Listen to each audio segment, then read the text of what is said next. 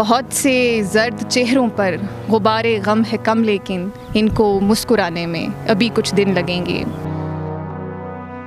वही यूट्यूबर्स, वही social media influencers जो कि पहले मीम्स बनाते थे, उनका मजाक उड़ाते थे, जैसे ही आमिर लियाकत साहब के इंतकाल की खबरें गर्दिश करने लगीं तो उन्होंने मुख्तलिफ़ किस्म के जज्बाती गाने लगाकर और उनको खिराज अकीदत पेश करना शुरू कर दिया। आप लोग सब अपना बहुत ख्याल रखिएगा।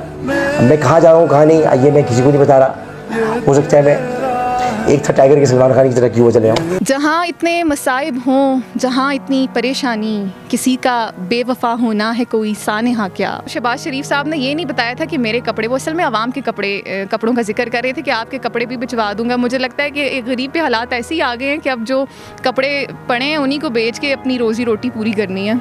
कभी हमको यकीन था, जो हम था कि दुनिया हमारी जो मुखालिफ हो तो हो जाए मगर तुम मेहरबान हो। और मुझे तो ये समझ नहीं आती कि हमें हुकूमत चेंज करने का क्या फ़ायदा हुआ। जो शहबाज शरीफ साहब इमरान खान साहब के बारे में कहते थे कि उन्होंने महंगाई की है, आवाम की कमर तोड़ी है, तो अभी तो शहबाज शरीफ साहब ने हमारी दोड़ी कमर तोड़ दी है। मरना तो इस जहां में कोई हादसा नहीं, इस दौरे नागवार में जीना कमाल है। इंतहाई भोंडा इकदाम है कि आपके लोग तो भूख से मर रहे हों और आप उन्हें कहें कि आप आएँ सिनेमा देखें, मूवीज़ देखें, जी बहलाएँ। अस्सलामुअलैकुम नाजरीन, आप देख रहे हैं हज़ारा 24 न्यूज़ और मैं हूं आपका मेज़बान अरमान अली। आप तमाम देखने वालों को खुश आमदीद कहेंगे।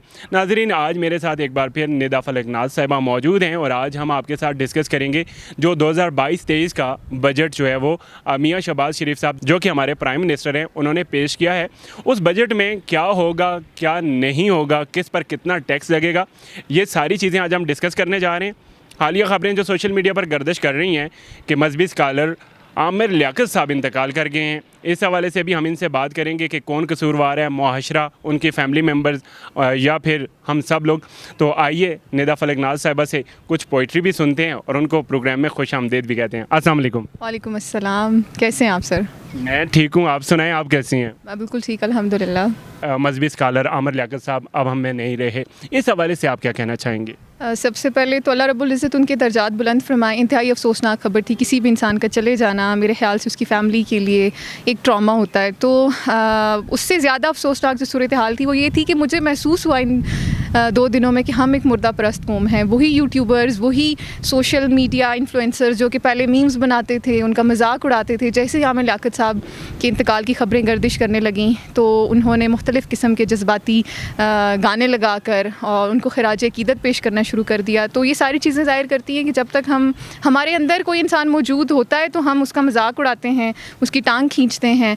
मतलब मैं कहना ये चाह रही हूँ कि हमें लोगों की कदर करना नहीं आता। हमने आमिर लियाकत साहब का मजाक उड़ाया और हमने कभी इस चीज़ को रियलाइज़ नहीं किया कि शायद वो किसी मेंटल हेल्थ इशू के साथ अपनी ज़िंदगी गुजार रहे हों। तो यहाँ पर मुआशरे के लिए एक बड़ा अहम पैगाम है कि अक्सर हमारे इर्द गिर्द ऐसे लोग जो कि इस किस्म की हरकत में मुलव्वस होते हैं, जिसमें कि अटेंशन सीकिंग बिहेवियर्स या किसी भी किस्म की ऐसी हरकत जो कि मुआशरा जिनको कबूल नहीं कर पा रहा होता, तो बाज़ औक़ात ऐसा होता है कि वो किसी जहनी बीमारी का शिकार होते हैं। यहाँ पर हमें भी तवज्जो देने की ज़रूरत है और इस किस्म के लोग अक्सर अटेंशन के लिए या प्यार या तवज्जो हासिल करने के लिए इस किस्म की हरकत कर रहे होते हैं। हमें चाहिए कि हम थोड़ी सी संजीदगी का मुज़ाहरा करें और बजाय मजाक उड़ाने कि हम ये जानने की कोशिश करें कि ये बंदा किस किस्म के हालात से गुजर रहा है। तो मैं ये कहना चाहूँगी कि आमिर लियाकत साहब की जो इंतकाल की खबर है उसमें हम सब के लिए एक मैसेज वो जाते जाते हमें दे गए कि खुदारा मेंटल हेल्थ इश्यूज़ को सीरियस लेना शुरू करें। कल जो बजट पेश हुआ है मियाँ शहबाज शरीफ साहब की जानिब से, उसमें बड़ी और बुरी ख़बर ये है कि ताजर बरादरी में जिन लोगों का बिजली का बिल 1 लाख रुपए से ऊपर का आएगा उस पर बिजली की मद में या बिजली के जो फ़ी यूनिट्स हैं उनकी 10,000 टैक्स जो है उनकी मद में ताजरों को भरना पड़ेगा। तो इस हवाले से आप क्या कहना चाहती हैं? हुआ कुछ यूँ है कि महंगाई मार्च करते करते हम पे महंगाई का बॉम्ब गिराया गया है। जो भी हो, चाहे ताजिर बरादरी पे टैक्स लगे या फिर बड़े बड़े जो हमारे बिजनेसमैन हैं उन पे लगे, उससे मुतासिर एक आम आदमी होता है जिसकी इनकम कम है। ज़ाहिर है वो मज़ीद जैसे ताजिर बरादरी पे टैक्स लगेगा उसको उसका बर्डन ट्रांसफ़र कर देंगे एक आम आदमी की तरफ। तो at the end of the day गरीब ने पिसना है। तो मुझे तो ये समझ नहीं आती कि हमें हुकूमत चेंज करने का क्या फ़ायदा हुआ। जो शहबाज शरीफ साहब इमरान खान साहब के बारे में कहते थे कि उन्होंने महंगाई की है, आवाम की कमर तोड़ी है, तो अभी तो शहबाज शरीफ साहब ने हमारी दोड़ी कमर तोड़ दी है।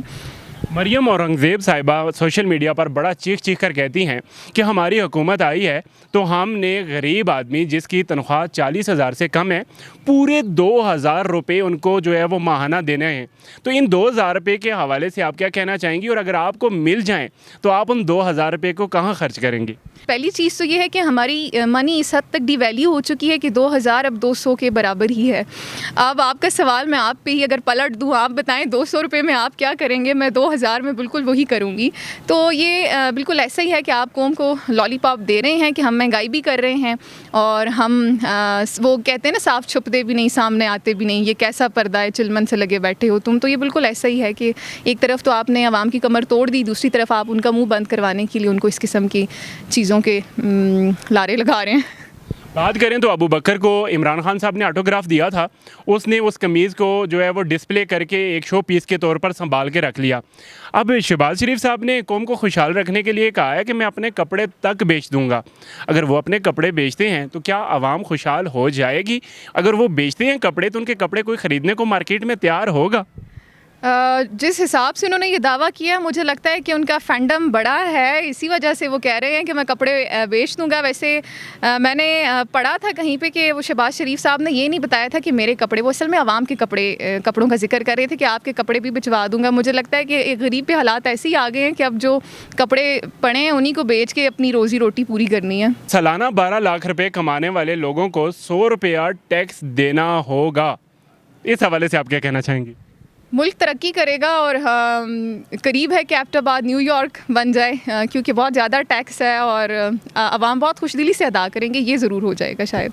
अच्छा, एक तरफ जो बजट पेश हुआ है उसमें मियां शहबाज शरीफ साहब ने एशियाई खुर्दनोश के रेट जो हैं वो डबल से ट्रिपल कर दिए, जबकि फ़िल्म और सिनेमा को सस्ता कर दिया गया, बल्कि आवाम के लिए फ्री कर दिया गया। इस हवाले से क्या कहना चाहेंगे?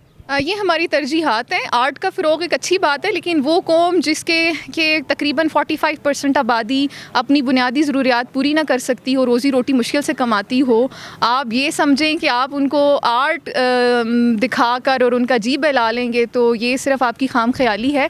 पहले मुल्क की बुनियादी ज़रूरियात पूरी करें। आवाम की जो बुनियादी ज़रूरतें हैं, जैसे मैस्लो की एक हायरार्की है जिसमें बुनियादी ज़रूरत आपका खाना पीना, फिर आपकी सेफ्टी एंड सिक्योरिटी है, पहले उनको पूरा किया जाए, फिर इस तरह के इक़दाम अच्छे लगते हैं।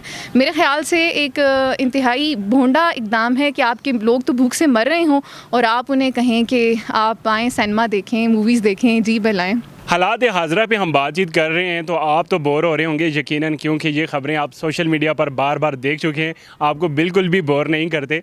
आप जो ख़ास करके यूथ हैं और पोइट्री लवर हैं, उनके लिए निदा फलक नाज साहिबा बहुत अच्छे अच्छे अशार और बहुत अच्छी गज़लें लेकर आई हैं। जी हाँ, आपको आइए इनकी ज़ुबानी कुछ इशार और गज़लें सुनवाने की कोशिश करते हैं। बहुत सारे ऐसे आशिक लोग भी हैं हमारे इस मुआशरे में जो गज़लों और इन चीज़ों को बड़ा वो डीपली सुनते हैं। तो कोई गज़ल आप जो तैयार करके आज लाई हूँ, हमारे स्पेशल लवर्स जो हैं, वो हमारे प्रोग्राम के भी जो लवर्स हैं और जो आम रूटीन लाइफ में भी लवर्स हैं। मैं एक गज़ल मुझे बहुत अच्छी लगती है, मैं वही शेयर कर दूँगी। अब जो जो इससे रिलेट करे ये फिर उन पर डिपेंड करता है। तो ये थोड़ी लंबे बहर में है लेकिन खूबसूरत गज़ल है। ज़रा मौसम तो बदला है मगर पेड़ों की शाखों पर नए पत्तों के आने में अभी कुछ दिन लगेंगे। बहुत से जर्द चेहरों पर गुबारे गम है कम, लेकिन इनको मुस्कुराने में अभी कुछ दिन लगेंगे। कभी हमको यकीन था, ज़ोहम था कि दुनिया हमारी जो मुखालिफ हो तो हो जाए, मगर तुम मेहरबान हो। हमें ये बात वैसे याद तो अब क्या है, लेकिन हाँ, इसे अक्सर भुलाने में अभी कुछ दिन लगेंगे। जहाँ इतने मसाइब हों, जहाँ इतनी परेशानी, किसी का बेवफा होना है कोई सानेहा क्या।